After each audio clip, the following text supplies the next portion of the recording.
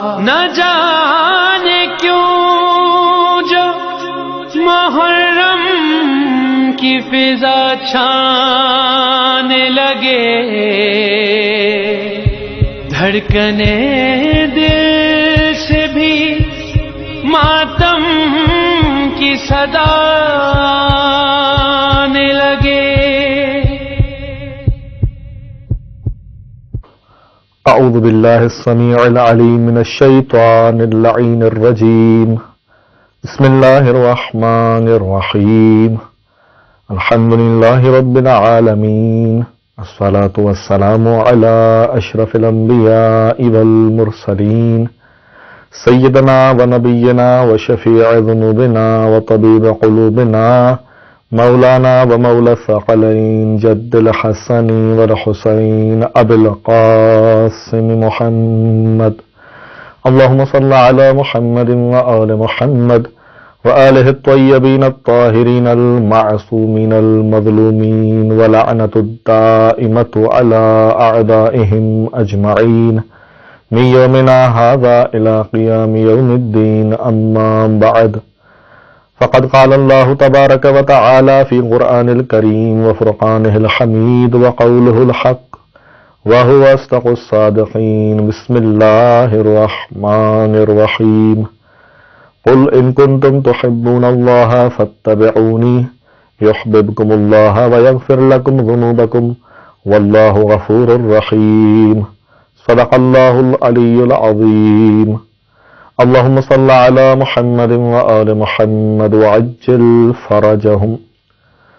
سامعین محترم و ناظرین کرام، عشرہ محرم الحرام کے سلسلے میں آج چھٹی نشست میں حاضر خدمت ہیں۔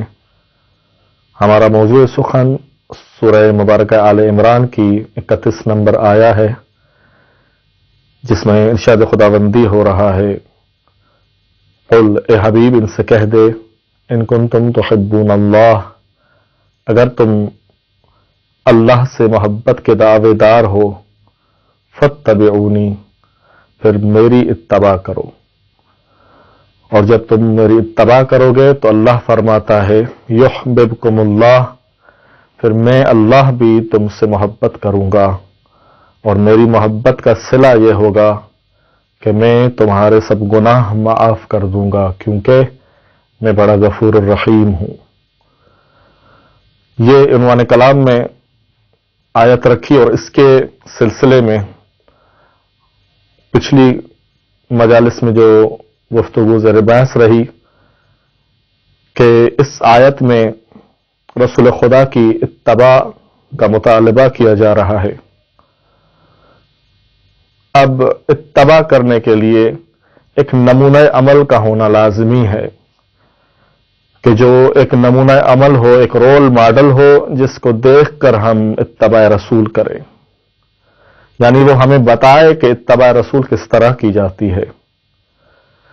تو اس سلسلے میں ہم نے جو نتیجہ نکالا وہ نتیجہ یہ تھا کہ سوائے اہل بیت علیہم السلام کے، ان ذوات مقدسہ کے پنجتن پاک کے علاوہ دنیا میں اور کوئی شخصیت نہیں جو حقیقی معنی میں اتباع رسول کر سکے، اور ان میں سب سے اعلیٰ اور افضل امیر المؤمنین علی ابن ابی طالب علیہ الصلوۃ والسلام ہیں، جن کو رسول خدا نے خود بھی اپنی زندگی میں بارہا مرتبہ معرفی کروایا، معرفت ان کی دلائی اپنی امت کو، اور اپنے جان نشین اور خلیفہ بلا فصل کے طور پر پہچنوایا۔ مگر صد افسوس کہ مسلمانوں نے خلافت علی کا حق جو مولا کائنات کا تھا وہ غصب کیا، اور ان کو وہ حق نہ ملا۔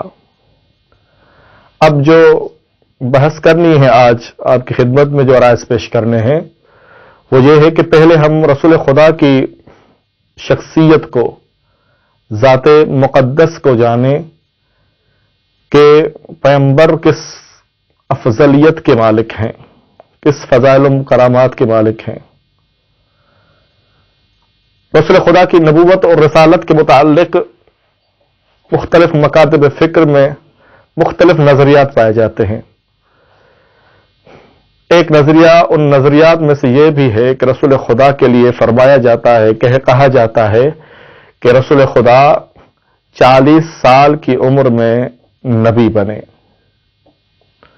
اور اس دعوے کو قرآن کریم صریحاً رد کر رہا ہے.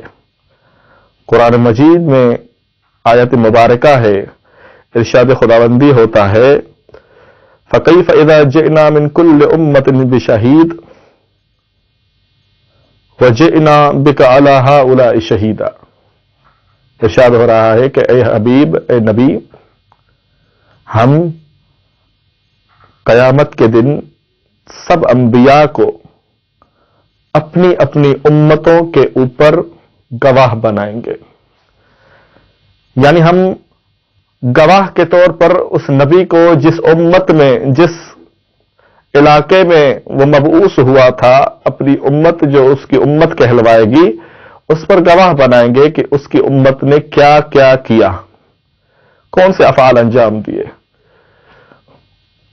وہ افعال اچھے ہوں یا برے ہوں، اعمال حسنہ ہو یا برے اعمال ہوں، ہر حوالے سے ہم نبی کو گواہ بنائیں گے کہ نبی ہمیں بتائیے کہ آپ کی امت نے کون سے افعال انجام دیے. پھر ارشاد ہوتا ہے کہ حبیب، آپ کی عظمت یہ ہے کہ ہم آپ کو ان تمام انبیاء، جو انبیاء اللہ تبارک و تعالی نے انسانوں کی ہدایت کے لیے بھیجے، ان تمام انبیاء کے اوپر گواہ بنائیں گے. ہم آپ کو گواہ بنائیں گے ان نبیوں پر. ہر نبی اپنی امت کے اوپر گواہ بنے گا، مگر پیغمبر اعظم حضرت محمد مصطفیٰ صلی اللہ علیہ وآلہ وسلم کی شان یہ ہے کہ ارشاد ہو رہا ہے ہم آپ کو ان تمام انبیاء کے اوپر گواہ بنائیں گے. اب سوال یہ پیدا ہوتا ہے گواہی کیا لیں گے؟ جس طرح سے عام امت کی گواہی ایک ایک نبی سے لی جائے گی ہر امت کے حوالے سے کہ تمہاری امت نے کیا کیا ہے کہ ہم تمام نبیوں پر آپ کو گواہ بنائیں گے. اس سے مراد یہ ہے، اس کا مطلب یہ ہے کہ ہم آپ سے پوچھیں گے کہ نبی بتائیے کہ آدم کی توبہ کس طرح قبول ہوئی. ہم آپ سے پوچھیں گے کہ نوح کی کشتی کس طرح پار لگی. ہم آپ سے پوچھیں گے کہ موسیٰ کس طرح فرعون سے مد مقابل ہوئے. ہم آپ سے پوچھیں گے کہ یعقوب یوسف کے فراق میں کتنا روئے. ہم آپ سے پوچھیں گے کہ یوسف بازار مصر میں کس طرح بکے.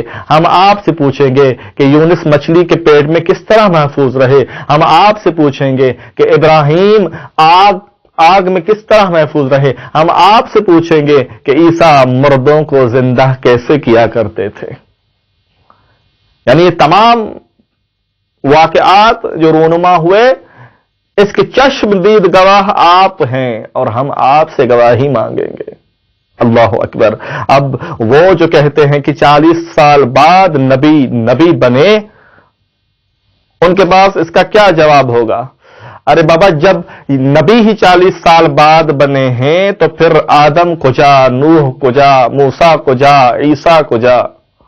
ان کے یہ واقعات ان کی زندگی میں جو رونما ہوئے وہ کس طرح سے پیغمبر اکرم مشاہدہ کر رہے ہیں، اور پھر قیامت کے دن ان سے گواہی مانگی جائے گی. تو عزیزان محترم، ہماری کتابیں، ہمارے منابع یہ لکھتے ہیں، علماء یہ لکھتے ہیں کہ جناب رسول خدا اور پنجتن پاک کا انوار جناب آدم کی تخلیق سے 40,000 سال قبل خلق کیا گیا.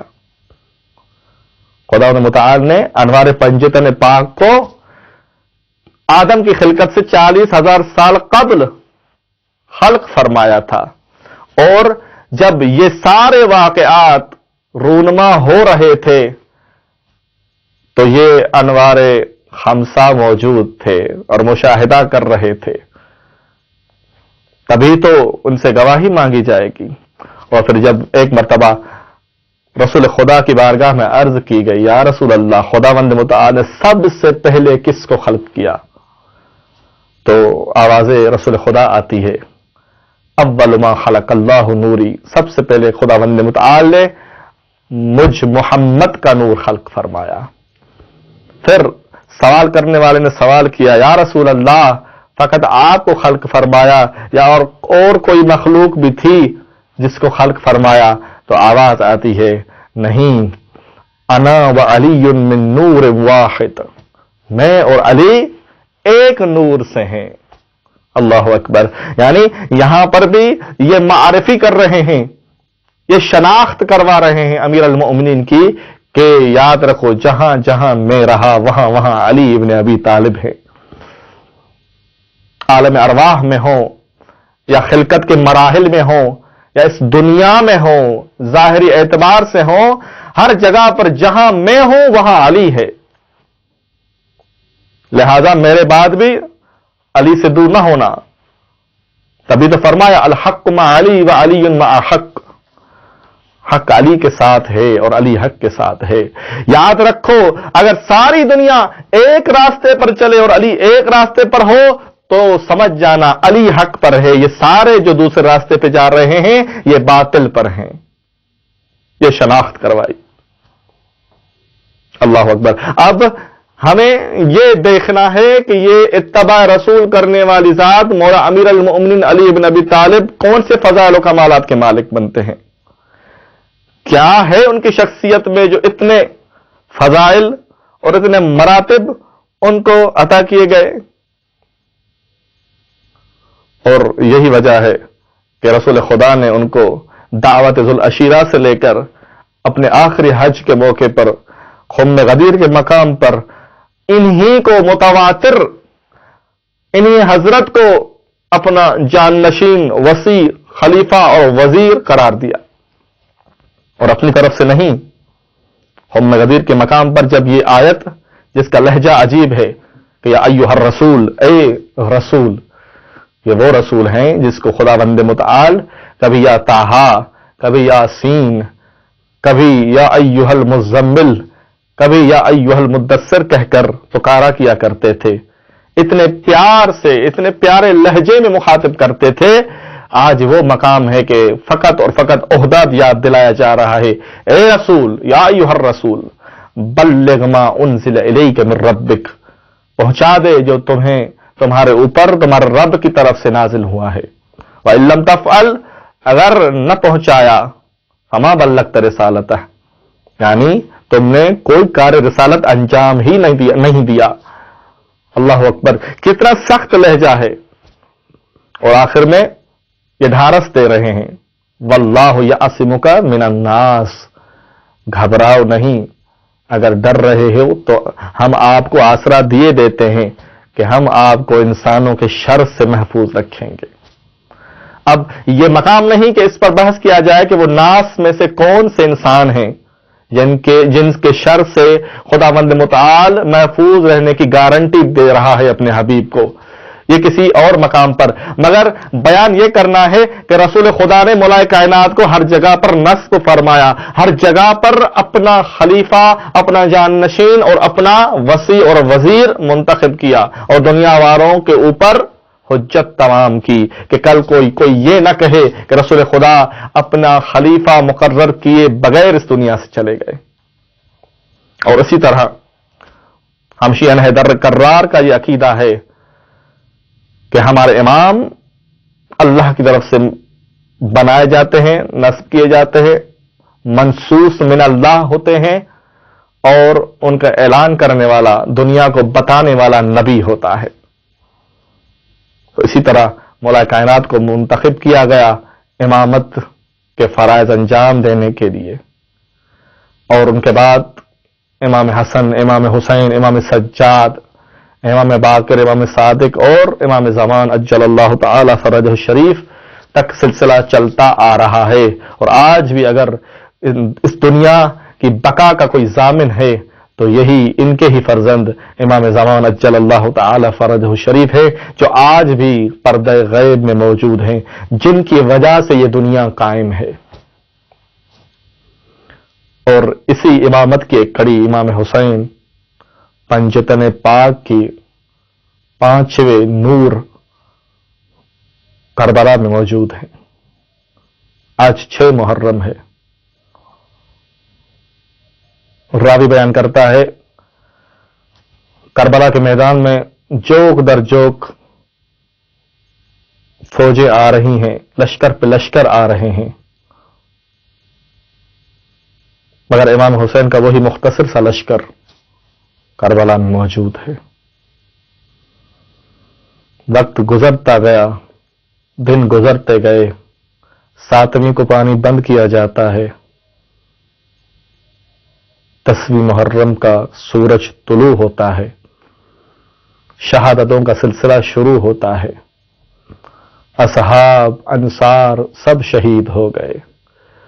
اب فقط اور فقط امام حسین کے پاس جوانان بنی ہاشم رہتے ہیں. ایک مرتبہ جناب قاسم کو جناب ام فروا فرماتی ہیں، اے قاسم، تمہارے بابا موجود نہیں ہیں، اگر وہ ہوتے تو یقیناً اپنے بھائی حسین پر قربان ہوتے. بیٹا، ابھی یہ فرض تم کو نبھانا ہے، اپنے بابا کی طرف سے اپنے چچا پر قربان ہونا ہے. عزاداران مظلوم کربلا تاریخ بتاتی ہے کہ شب عاشور ہر ماں اپنے بیٹے کو قربان کرنے کے لیے درس شہادت دے رہی ہے. اسی طرح جناب ام فروا نے بھی قاسم کو درس شہادت دیا تھا. روز عاشور جب کچھ جوانان بنی ہاشم شہید ہو گئے، اب جناب قاسم سے رہا نہ گیا اور خدمت امام حسین میں حاضر ہوتے ہیں اور دست بستہ عرض کرتے ہیں، چچا، مجھے بھی شوق شہادت ہے، مجھے بھی اجازت دیجئے کہ آپ پر قربان ہو جاؤں اور بابا حسن کے سامنے سرخرو ہو جاؤں.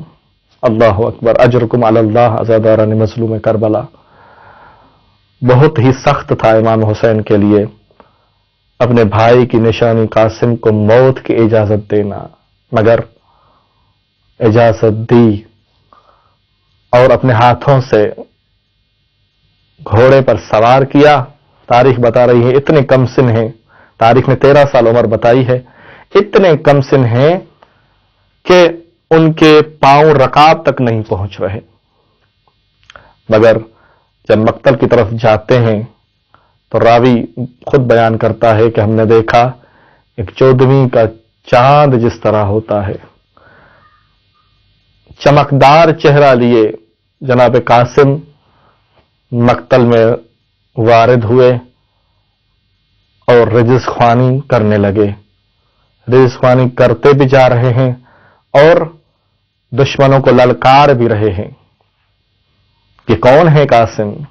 امام حسن کے فرزند ہیں، جناب عباس کے تربیت یافتہ ہیں، مولا کائنات علی شیر خدا کے پوتے ہیں. شجاعت اور دلیری سے ایسی جنگ کی کہ کئی لوگوں کو، کئی دشمنان اسلام کو واسع جہنم کیا. پھر جو وطیرہ ہوتا ہے دشمنان اہل بیت کا، انہوں نے جمعی طور پر ایک ہجوم کر کے جناب قاسم کو گھیر لیا. اب عزاداروں، کہیں سے تلوار کا وار ہوتا ہے، کہیں سے نیزہ لگایا جاتا ہے، کہیں سے کچھ. جناب قاسم اس کمسنی کی حالت میں اور اتنی شجاعانہ اور دلیرانہ جنگ کرنے کے بعد جب خستہ تن ہو گئے اور لڑنے کی سکت نہ رہی، اب زخم بھی کھا رہے ہیں اور اپنے رہوار کے گلے میں باہیں ڈالے ہوئے اب تلواریں بھی جھیل رہے ہیں، نیزے بھی لگ رہے ہیں. اب ہر قسم کا ظلم ہو رہا ہے. ایک مرتبہ گھوڑے کی زین سے زمین تک آنے کے درمیان آواز بلند کرتے ہیں، یا اماں ادرکنی، اے چچا حسین آپ کا قاسم گر گیا ہے، اس کی مدد کو آئیے۔ عزاداران مظلوم کربلا اجرکم علی اللہ۔ جب جناب قاسم کی آواز سنی نا، اب تاریخ مقتل لکھتی ہے جناب امام حسین اپنے بھتیجے کی یہ آواز سن کر شیر کی طرح مقتل میں پہنچے ہیں اور دیکھنے لگتے ہیں قاسم کہاں ہے۔ گھوڑوں کی وجہ سے، ان کے دوڑنے کی وجہ سے اتنی گرد اور غبار ہے کہ نظر کچھ نہیں آ رہا۔ جب وہ گرد و غبار بیٹھ جاتا ہے، امام حسین کیا دیکھتے ہیں؟ جناب قاسم زمین پر ایڑیاں رگڑ رہے ہیں، اپنی زندگی کی آخری سانسیں لے رہے ہیں۔ جناب قاسم کے اوپر آتے ہیں اور ایک تاریخ جملہ بیان فرماتے ہیں جو مقتل کی تاریخ نے درج کیا۔ فرماتے ہیں اے قاسم، تمہارے چچا پر بہت یہ سخت مرحلہ ہے کہ تم اسے اپنی مدد کو بلاؤ مگر حسین تمہاری مدد کو نہ پہنچ سکے۔ اے قاسم، اگر پہنچ بھی جائے تو تمہیں کوئی فائدہ نہ ہو۔ عزاداران مظلوم کربلا، جناب قاسم کی روح پرواز کر گئی۔ امام حسین نے قاسم کا یہ زخمی بدن اٹھایا، ان کا لاشا اٹھایا، خیموں کی طرف آ رہے ہیں۔ اب مجھے بتائیے جناب امام حسین کی کیفیت کیا ہوئی؟ ارے اپنے بھائی کی اکلوتی نشانی کو لا رہے ہیں، اور کس کے سامنے لانا ہے؟ جناب ام فروا کے سامنے۔ اب امام حسین ایک طرح سے سوچ رہے ہیں کہ جناب ام فروا کا سامنا کیسے کریں گے؟ ارے جناب قاسم شہید ہو گیا، اس کا لاشا کس طرح پیش کریں گے؟ جب خیام میں آتے ہیں اور پوچھتے ہیں اس کی ماں کہاں ہے، ام فروا کہاں ہے، کہا جاتا ہے وہ مصلی عبادت پر بیٹھی ہیں اور یہ دعا کیے جا رہی ہیں، بار الہا مجھے سرخرو فرمانا، الا لعنت اللہ علی قوم الظالمین وسیعلمون الذین ظلموا ای منقلب ینقلبون۔ نہ جانے کیوں جو محرم کی فضا چھانے لگے، دھڑکنے دل سے بھی ماتم کی صدا